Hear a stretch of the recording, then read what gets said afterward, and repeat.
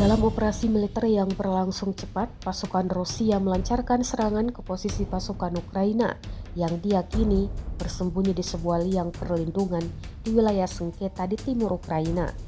Rekaman detik-detik serangannya diunggah di Telegram pada Selasa 3 Juni 2025.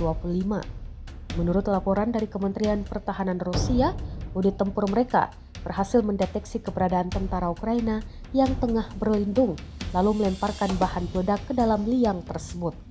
Ledakan besar terdengar dalam hitungan detik setelahnya yang diklaim berhasil menetralisir kekuatan musuh di lokasi tersebut.